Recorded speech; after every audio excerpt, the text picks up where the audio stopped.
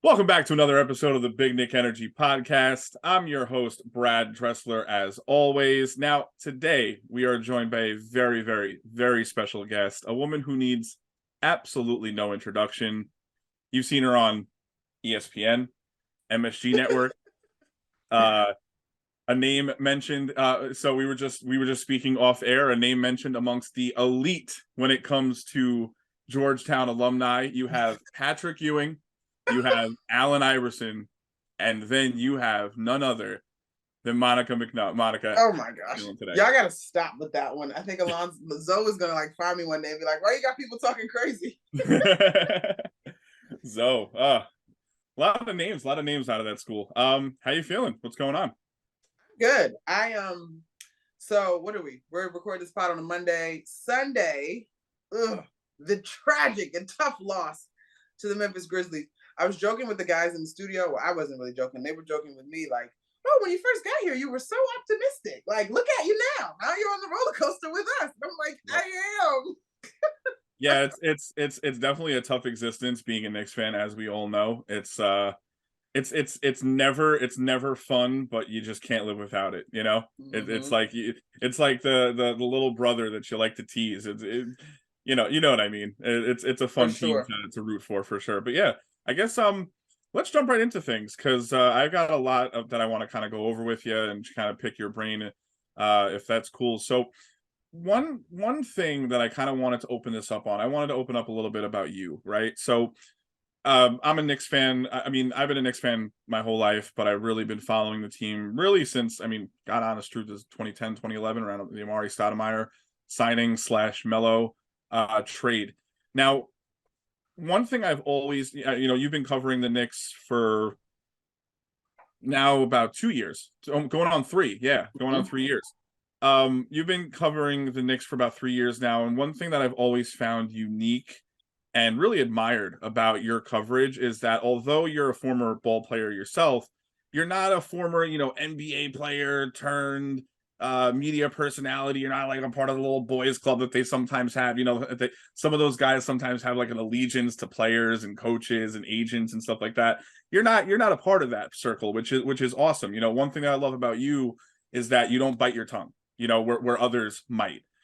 How do you think that affects your perspective when breaking down games or players, for example?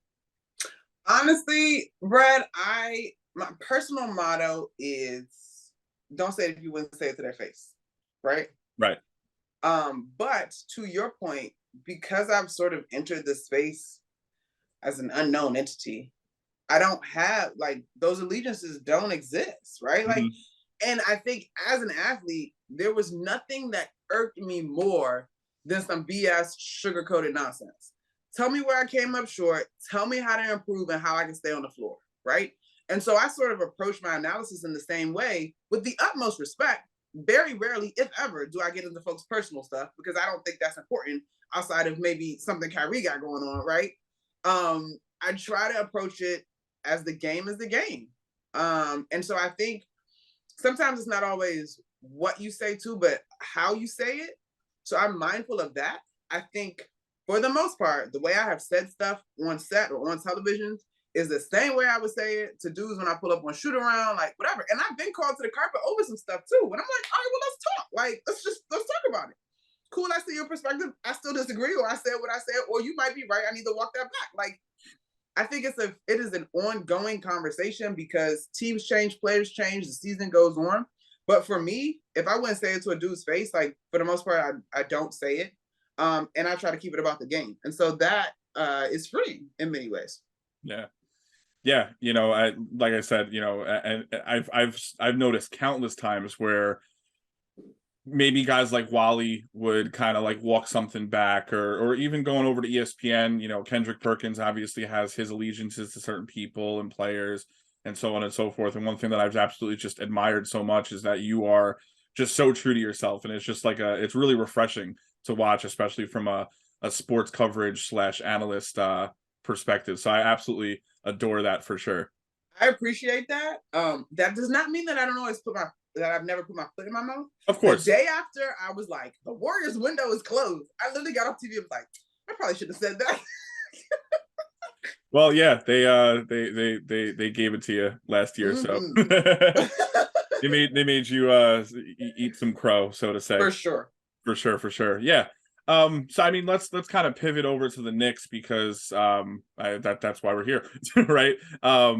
Really the lone bright spot for the Knicks so far this season has been none other than Jalen Brunson. What are your general thoughts on the acquisition, and what are some things that you've liked most from what you've seen? So we actually were doing an MSG PM, and I was kind of going back and forth with John Wallace about the acquisition before it actually happened, right? Because I had some questions. I had some questions about how much pressure was released by Luka, right?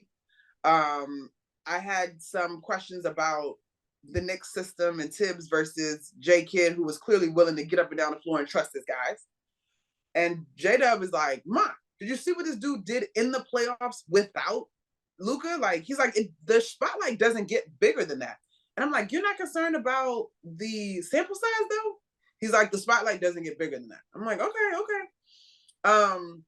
So since I was able to fully get on board with a little bit of massaging, I have been very, very pleased. I think the one thing, and I don't know if we talk about this a ton, especially as guys are, some are elitely talented. You got the overtime elite thing, the team McNutt. You got more guys coming from overseas as well.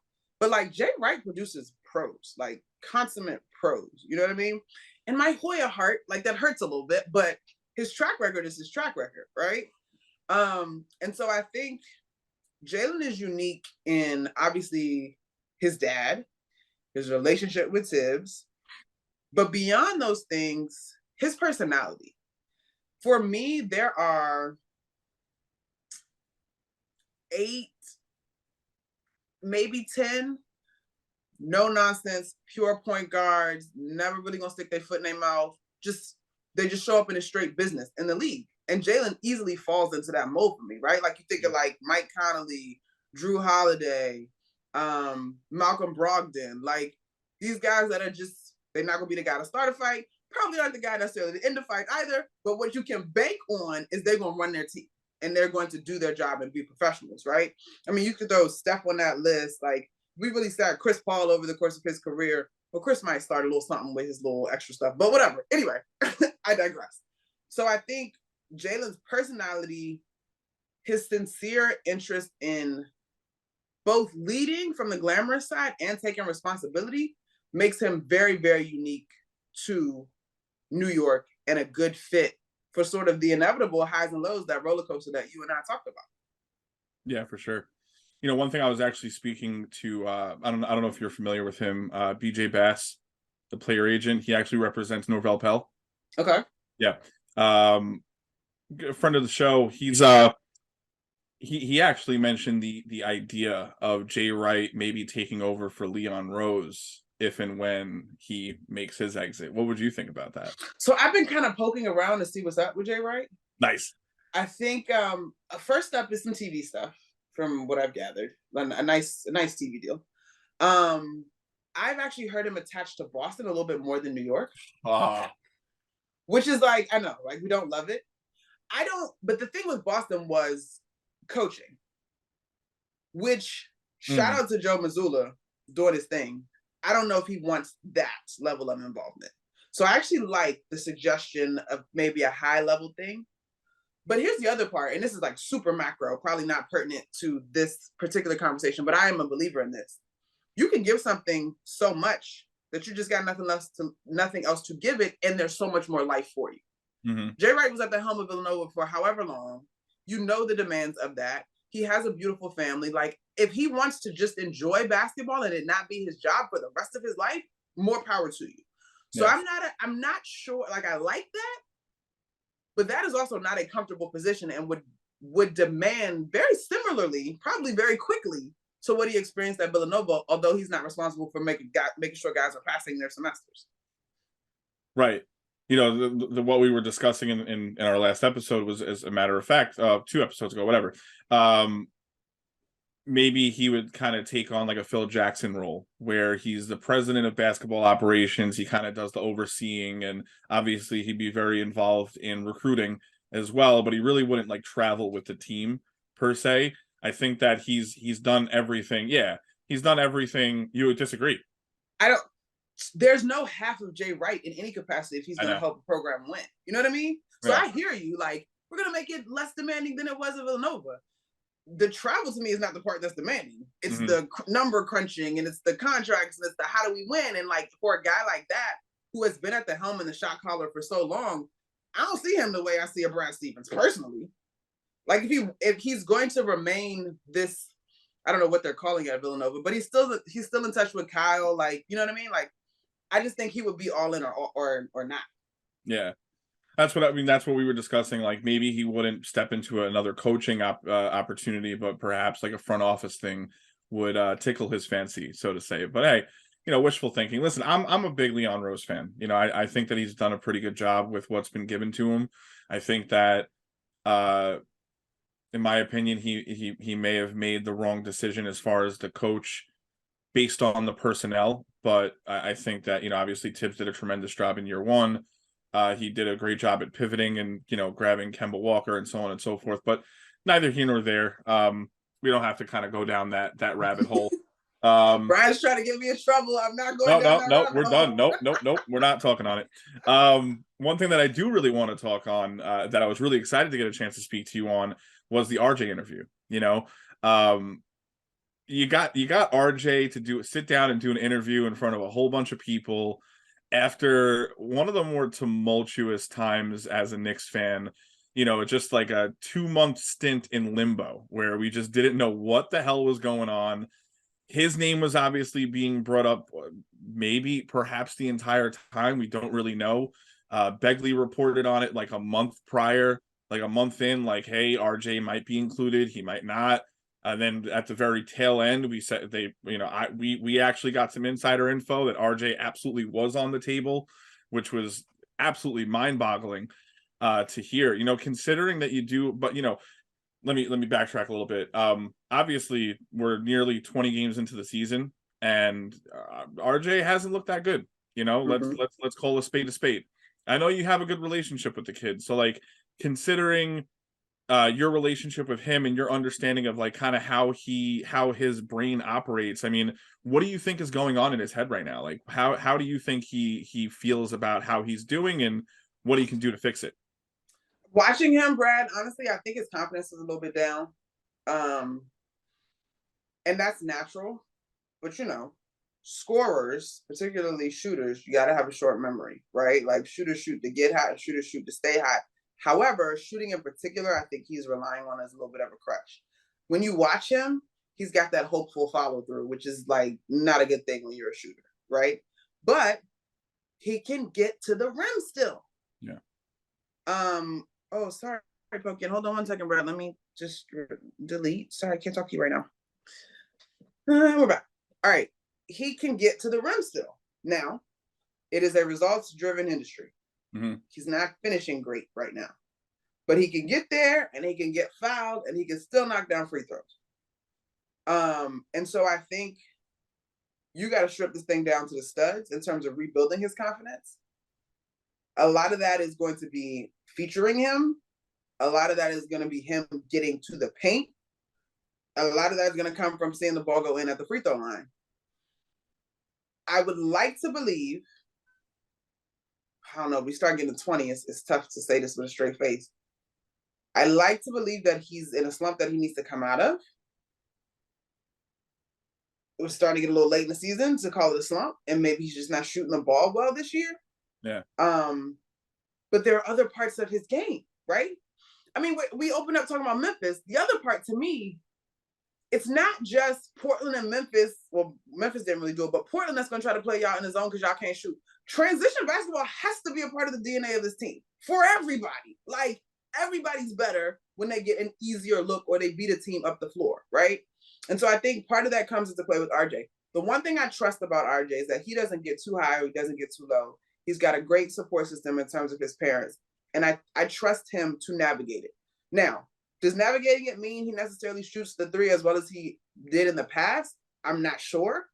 But there are other things he can do to make the minutes that he's on the floor more valuable and productive.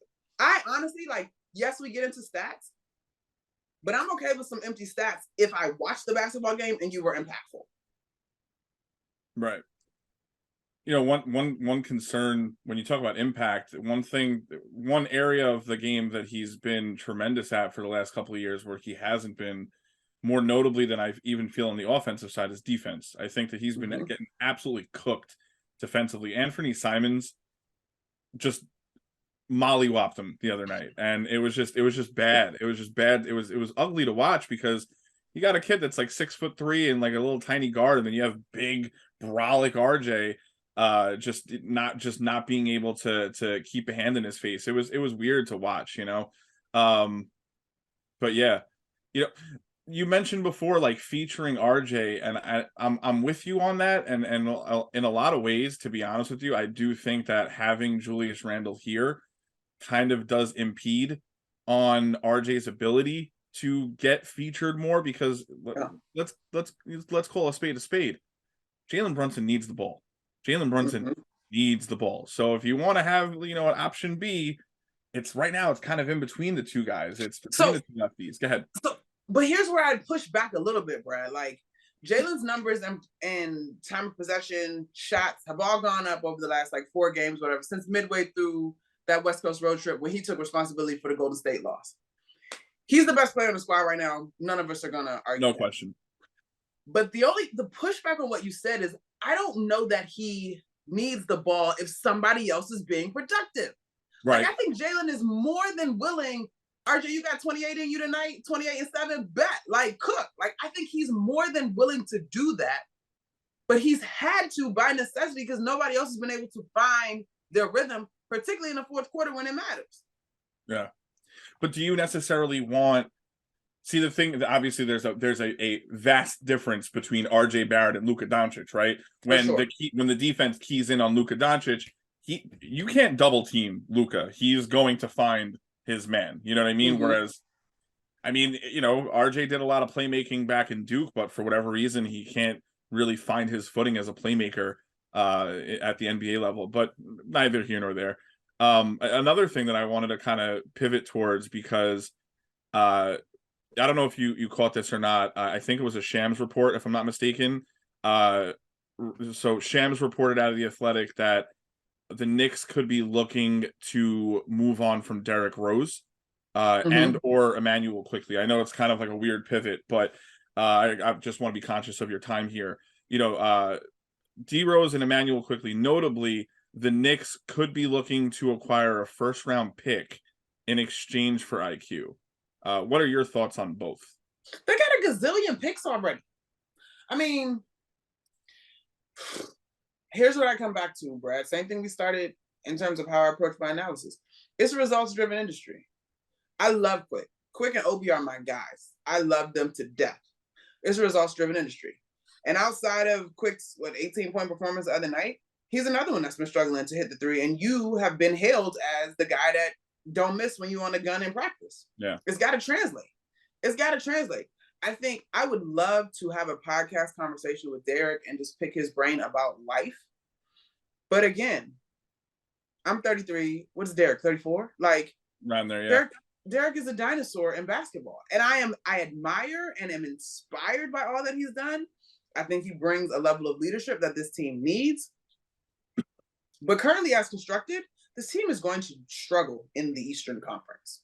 Yeah. And so I don't know. I know that they already have a gazillion picks over the next 4 drafts or whatever. I'd have to see exactly where this pick is, because if I'm someone in a position to make that trade, I don't know that trade makes me particularly excited. So I'm not sure it's worth all that. But it's business, right? Like, and you protect yourself in business by doing good business. And frankly, love this team. The only person I think most people would say is untouchable right now is Jalen Brunson. Bingo. Yeah. Like, and I think the Knicks are in a precarious situation because you got some deals that have just started. You know, Julius, Mitch, Evan is clearly out of rotation, so we would anticipate that something's going to change there, despite the deal being relatively new still. I respect this fan base tremendously. Leon, Wes, Allen Houston, all those guys are great. And I know that no one is particularly thrilled at the projection right now. So I'm not questioning whether or not everybody is working on trying to find the best solutions. Mm-hmm. But when I look at it, Brad, like the roster as it is the roster. And do I think that this team has the potential to be better than last year purely by the addition of Jalen Brunson? Yes. I think in some ways we've seen that. Even though they didn't pan out necessarily versus Portland or Memphis, the two most recent games, they looked far more organized in the fourth quarters than when I look back at last year in tightly contested games. But you can't look at them in a vacuum. Look at what the East did. Like DeJounte and Trey, but like they not playing. Cleveland, I'm obsessed with Cleveland. Boston is reloaded and hasn't missed a beat as if they didn't go through one of the biggest sports scandals ever over the summer. Like, say what you want about Brooklyn. Sure, they need some size, but they have two bona fide stars. Yeah. You know what I'm saying? Like, we didn't even get to Milwaukee in that conversation. Miami is fumbling around the first 20 games, but you know that's not how they're going to finish if they can get healthy. Yeah. Like, you mess around the Wizards, like Kyle Kuzma decided he's the number one guy and everybody's getting in line. Like, the idea that you look at a roster and pat yourself on the back without looking at what the rest of the league is doing, it's not how it works. Yeah. You know, I can understand moving on from Derrick Rose. You know, obviously if the front office has kind of this like prerogative of focusing on the younger guys, getting them more. Look, let's use the same phrases before. Let's call a spade a spade. The Donovan Mitchell trade would have been much more easily facilitated if Tibbs had highlighted the younger guys and actually built up their value. Guys like Emmanuel Quickley, guys like Obi Toppin, so on and so forth, Cam Reddish, yada, yada, yada. So it's like, I understand moving on from Derrick Rose because you still want to continue to highlight the younger guys, get Deuce more involved, get IQ more burn at the point, so on and so forth. When it comes to Quickley, though, the only reason I can even think of, like, you know, obviously there's agendas involved on both sides, and I can't really understand why, like, who would leak that, who would benefit from that information leaking. And in my opinion, I think it's Quick, or like his representation, you know, because he's probably not getting anywhere closer to being a starter or being like having a prominent role because of the depth on the Knicks. Plus, think about it. We may or may not pay Cam Reddish. Mm-hmm. We just paid Jalen Brunson. We just gave Isaiah Hartenstein a couple years on his deal. We just paid RJ. We just paid Julius Randle. We just paid Mitch. You got two guys in Emmanuel Quickley and Obi Toppin looking for paydays come next year. How are we going to facilitate all that? You know, so maybe getting, kicking the can down the road and getting that first round pick, and then I really can't understand where that information is coming from and who would benefit most from it, but I can't see how trading Emmanuel Quickley would be a good idea for the team. So, with that said, did you have something you want to add? I'm with you. I'm just listening to you. Yeah. Right now, it doesn't make much sense. I would agree, but hey, people playing a long game, but I'm listening. Carry on. Right. Yeah. So now I kind of want you to put your GM hat on for a second. Okay. So if you want to throw that on real quick, the Knicks have 11 first round. You got a hat? Cool. The Knicks have 11 first round picks over the next 7 drafts, right? And then clearly, if they decide they want to trade Emmanuel Quickley for a first round pick, which I think would be stupid, they would have 12. That would make it 12. So between the expendable players like Fournier and even call it Derrick Rose, plus all the young assets, what direction do you think would be best for the Knicks to go in based on the current personnel group? What do you mean by direction in terms of style of play, or like players to go after? How do we build this team into a championship contender? Like based on the personnel and based on the draft capital that we have. So I guess, do they trade off veterans and build through the draft, or do they continue going, to go big fish hunting? I'm not super up on my college ball right now, so I really can't tell you who's coming outside of Scooter and Victor, which I Yeah. don't know that they're going to be in a position to grab. So that's kind of a tough question to answer. I'd also, I think, to answer this thoroughly, and I haven't done this in a minute, but we'd have to look at sort of the free agent calendar, right? And I was actually listening to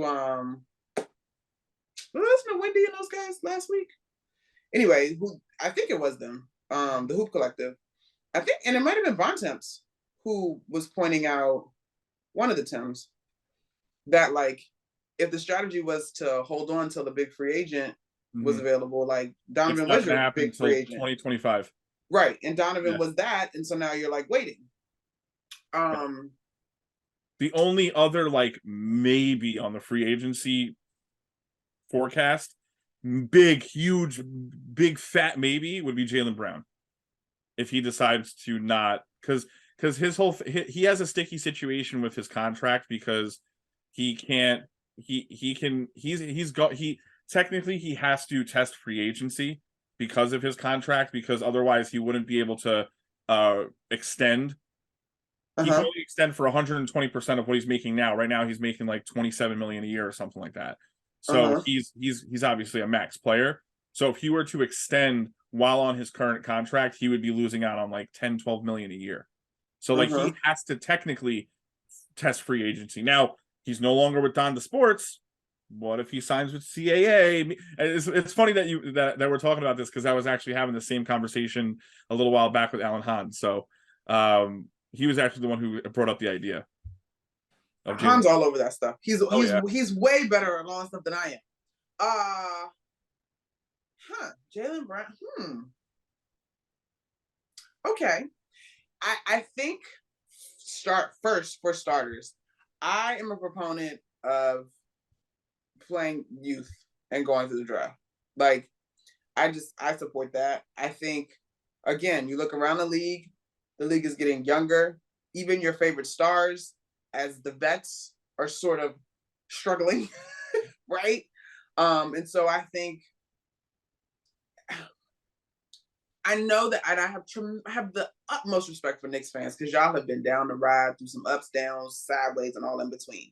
And I know it sucks, the idea of like going back to a purgatory of sorts and just kind of building this talent. But like, I love D-Rose. He can't play back-to-backs. Like, you know what I mean? Like, he's kind of the foremost veteran when I think of that team. I'm starting to feel that while I think Julius is an NBA player, the most improved year, I don't know that we're going to get a reclamation project in terms of that level of productivity. Like, no. I haven't been encouraged in terms of that, right? So, yeah, I would be with the youth movement. I would definitely be with the youth movement. Now, I think you mentioned it earlier, the potential trade with the Cavs, or the Jazz, I apologize. I think we're underselling Danny Ainge in that. Like, Danny Ainge is a master. And can you honestly say that if the trade had gone through with the Knicks, that the Jazz would be doing what they're doing now? Not at all, no. Right. So, like, I get it. And I understand folks being frustrated that wanted Donovan here. I get the superstar power, but like, y'all act like we're not dealing with a mad scientist on the other side of that deal. Right. And nobody, I don't care who you are, nobody had the Jazz doing what they're doing now. And do I buy it in terms of them finishing top 5 in the West? No. But like, they not tanking. No.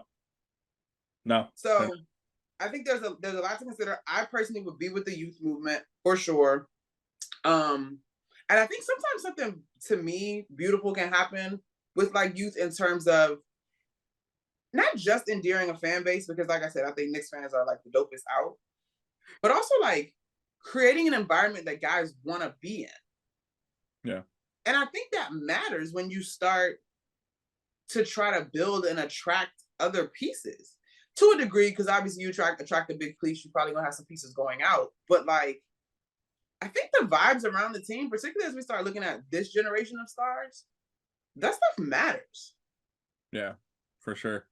You know, my whole thing has and always will be, I think they should have just stuck to the writing was on the wall. Again, my personal opinion, you don't have to co-sign this. I think that Tibbs was the wrong hire in 2020 based on the personnel grouping. I think he's a tremendous coach. I just don't think that based on the personnel and the direction that they were going in, like, think about it.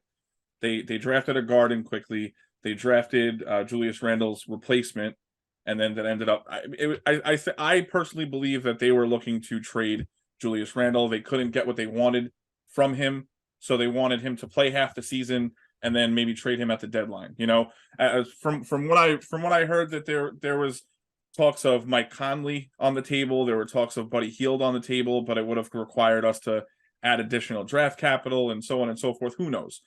The point is, I think that they wanted to rebuild initially, and then we had the 2020-21 season where it's like, now what do we do? Now we have Julius playing out of his mind. We fourth seed, the almighty fourth seed, make the playoffs, so on and so forth. Now what do we do? We pivot.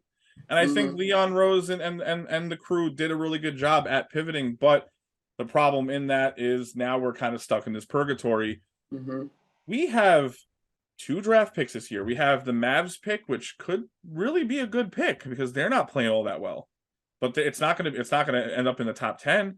We have our own pick. And then we could potentially also have the Washington Wizards pick this year in a stacked draft class.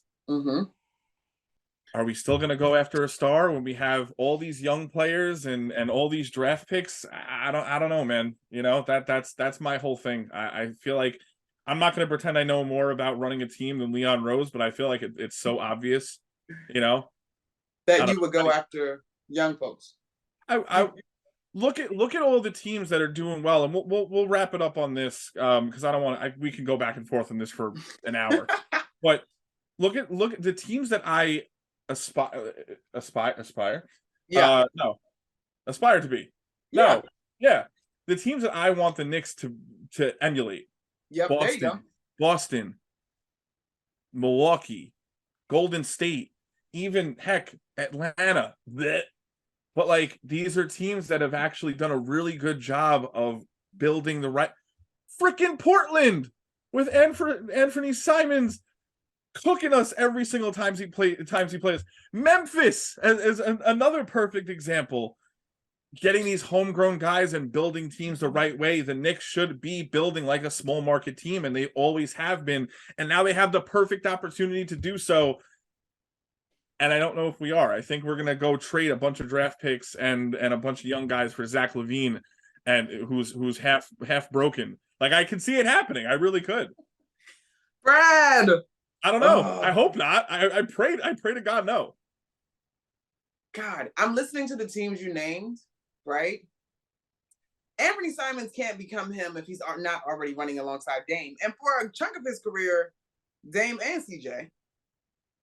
I mean, the Warrior situation never happens. Like, come on now. Danny Ainge is running things in Boston. Giannis is a once-in-a-lifetime guy. I guess the most enviable and sort of attainable might be Memphis in terms of a bunch of Jaren lottery? I'm pretty sure Jaren. Yes. He was up. Jaren was lottery, right? Fourth pick. Jaren and Ja are sort of the. I mean, yeah, the Knicks would have had the equivalent technically if you think back the last 5 years, and you have other pieces that are around them. Just like the Knicks got a guy 3rd overall and then 8th overall the next year, and you'd think they would build around those 2 guys and start them together. No, of course not. Not the Knicks. God forbid. You know what I mean? You're right. But again, this is why I have tremendous respect for you guys as a fan base. One, y'all are really smart as fans, right? And I appreciate that. And then just like the passion and the loyalty is to be respected. Here's my thing. As we go through the rest of this season, what will it look like for this team to grow this year in a way that I think can carry over to next year? I think there's something to be said for the camaraderie that you can develop around Jalen Brunson, right? In the beginning of the season, the thing I loved the most, you could clearly see how Jalen put everybody in their natural position.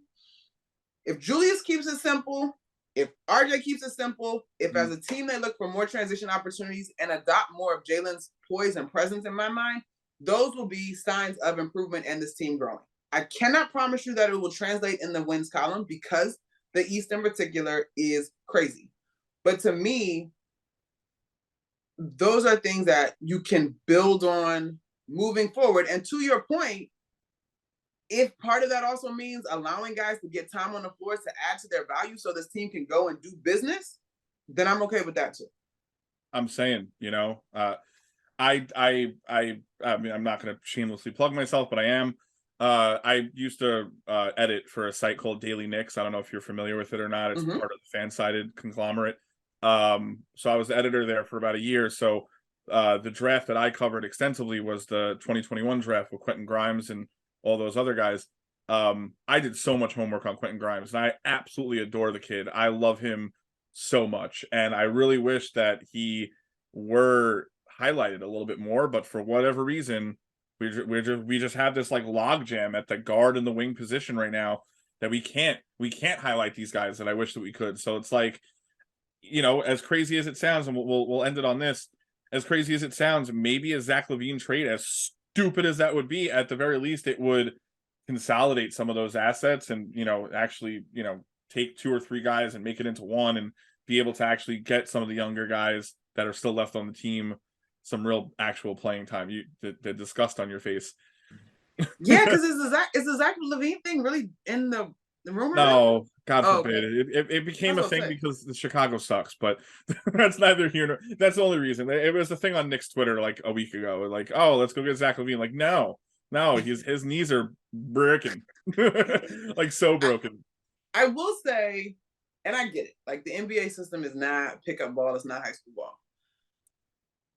I do think we need some personalities to emerge that are just gonna go take some time. I used to have a coach to be like, you gotta go get your minutes, big dog. Like, you gotta go do that. And I think I am not a proponent of dramatic personalities and drama. That's not what I'm saying. Yeah. But I do think we have a lot of really nice guys on the team. And I need somebody to flip on that alter ego and just go get it. Like I need somebody to shine so brightly, like it's ridiculous for Tibbs to take you off the floor. And I don't, and maybe part of that is, you got to give guys a little bit more leash to maybe burn and do that. But to your point in terms of the logjam, like that then becomes on you as a player to differentiate yourself. And if Tibbs' love language is defense, then what's up? Like who, you know what I'm saying? So there are days that I'm encouraged. And then there are days that I'm like, okay, all right. You know what I mean? Yeah. I love Jalen. I love all of the guys. They're great. I think they're doing their best. But the more we watch, and you've been an NBA fan just as long as you've been a Knicks fan, if not longer, but like the margin of error in terms of success is not wide. It's little things, right? And so we've all seen long NBA seasons. Do I think that this team can go on a heater and win a couple of games and steal some games? Sure. But do I know that that's going to require great attention to detail across the board on both sides of the ball? Absolutely. Yeah. To your point, when you really think about it, there's now 8 billion people on the planet and 450 of them are NBA players. So like the difference between Giannis Antetokounmpo and Brian Scalabrine, not that much, really. Like in relative to human beings, not all that crazy. But hey, I wanted to do something fun before we head off for another couple minutes. Okay. Yeah. So it's you, it's Bill Pito, it's Wally Zerbiak, and it's Alan Hahn. The 4 of y'all are just us fans just admire the heck out of all you guys, and you guys are actually a really big part of the culture, memes and this, that, and the third, and just like you guys are, we spend half of our weeknights with you, So one thing that I feel that we don't get a chance to get is knowing more about who you are as people, right? So my partners and I, we formulated some questions for you. Copy. Rapid fire. Let's do it. Stuff. So again, the answers are yourself, Bill Pito, Wally Zerbiak, Alan Hahn. Okay. Okay. Outside of work, best dressed. Me, please. Yeah. What do we, like elaborate a little bit, just a little bit, couple sentences. Wally's go-to outfit is probably whatever he's wearing to the golf course. Okay. I don't think Pito gets dressed outside of work. No. Han would be a close second, but like he's also a dad. I'd love to elevate Han's shoe game, but he's like, I love Han. He's my guy. But like, really gonna get into a fit like me? They're like dads and like have other responsibilities. I have time for fashion. Right. Fair. Shoe game. I was gonna flex with on you with some shoes, but let's pass. Okay. Best dancer. Best dancer. I'm gonna go Pedo. I think maybe I don't know that one. I feel like Pedo has the listen. Best dancer by my terms is like most entertaining. Like okay. I think Pedo has the proclivity to let loose and just have some fun. All right, cool, fair enough. Most likely to pick up the bill. Alan, I think.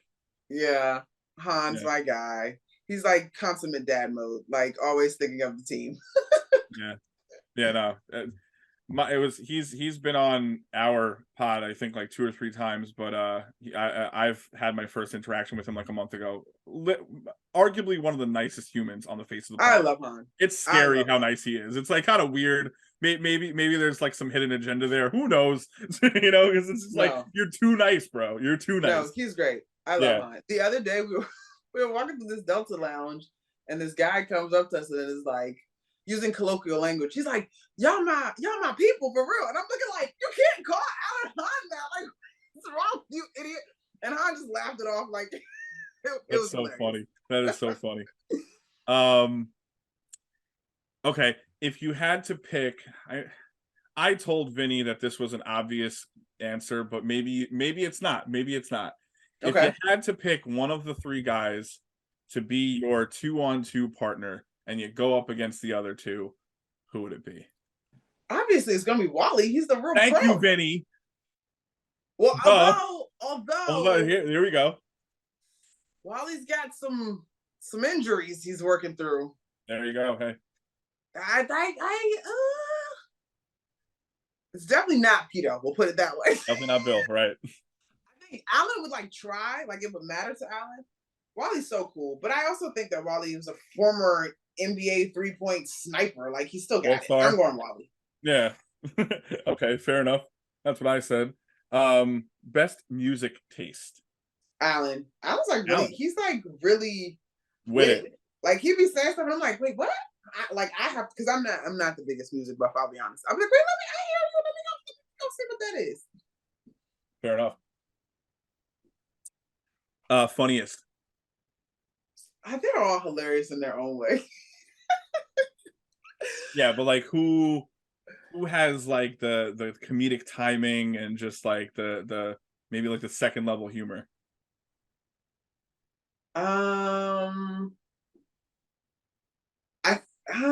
That's a tough one because they all have a little bit of it, and sometimes it's like over my head because they've obviously been together like a decade, and I'm I think I would go Wally actually on like the little snarky digs. Okay. Wally has really good timing, and he has like signature lines that that are just like timely when he like drops them. It's hilarious. Yeah, I can see that for sure. Worst driver. I've only actually been driven. Oh no, I've been driven by Pedo and in the car with Pedo and Han.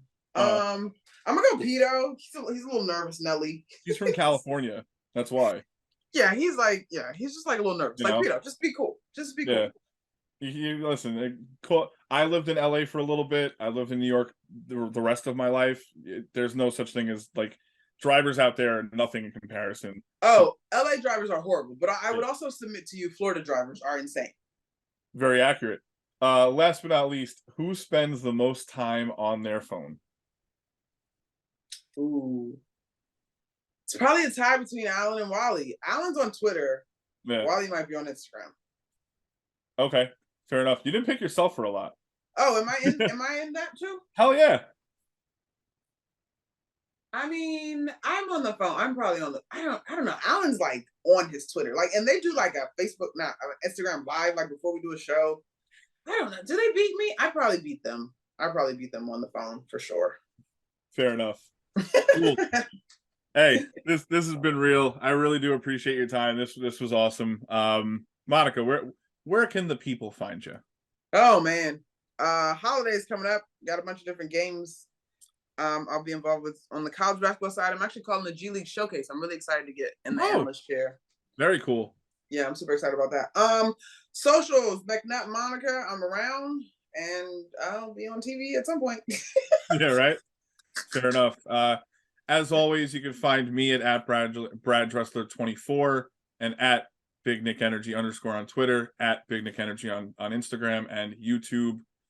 This has been awesome. Thank you so much for your time. It's been greatly appreciated. That was a lot of fun. A lot of awesome insight. That's it. Have a happy and healthy holiday. I hope you had a great Thanksgiving. Thank you so much. I did. Thanks for having me, Brad. That was fun. Absolutely.